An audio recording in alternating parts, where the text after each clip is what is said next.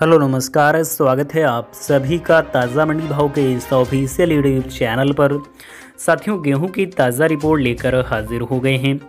किसान साथियों, सरकार ने पिछले 2 साल से महंगाई घटाने के लिए जो भी कदम उठाए जा रहे हैं, उससे किसानों को हो रहे नुकसान के अलावा कितनी मात्रा में राजस्व हानि हो रही है, इस ओर ध्यान क्यों नहीं जा रहा है, ये समझ से परे है। चाहे गेहूं के किसान हो या सरसों के, दोनों को सरकार की सपोर्ट की बजाय सरकारी सहयोग मिल रहा है। पिछले साल 13 मई को गेहूं के निर्यात पर प्रतिबंध लगाने से 2800 से 3000 रुपये प्रति क्विंटल बिक रहा है। गेहूं एक ही झटके में नीचे आ गया और 2300 से 2400 रुपये के आसपास बिका है। लेकिन बड़ी बात यह है कि उस वक्त देश के बंदरगाहों पर 16 से 18 लाख टन गेहूं अटका हुआ था। प्रतिबंध के बाद इस गेहूं की बुरी गति हुई। लंबे समय से नेफेड एमएसपी पर दलहनों की खरीद उसे 1 से 2 वर्ष तक गोदामों में रखकर गोदाम ब्याज, भाड़ा आदि को नज़रअंदाज कर लागत से 100 से 800 रुपये कम भाव पर बेचकर देश को और किसानों को बेवजह घाटे में उतार रहा है।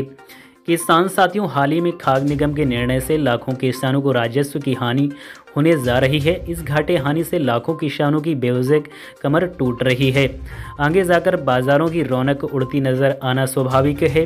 देश में पिछले 6 से 7 माह से गेहूं में कमी चल रही थी। जैसे जैसे फसल पकने का समय नज़दीक आ रहा था, देश में पुराने गेहूं का स्टॉक समाप्ति की ओर होने से भाव बढ़ते जा रहे थे। देश के कई राज्यों में गेहूं की शॉर्टेज बढ़ रही थी। गेहूं के भाव 3200 तक पहुंच गए थे। ऐसा लग रहा था जैसे किसानों को इस साल गेहूं के अच्छे भाव मिलेंगे। लेकिन इसी बीच खाद्य निगम ने 2300 एवं 2350 रुपये गेहूं बेचने की घोषणा कर दी।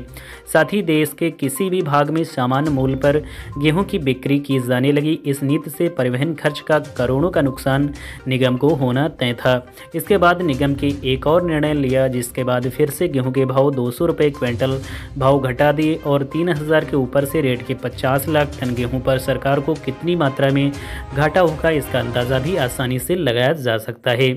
तो किसान साथियों, आज गेहूं की ताज़ा रिपोर्ट यही थी। तो चलते हैं साथियों, वीडियो को समाप्त करते हैं। मिलते हैं अगली वीडियो में।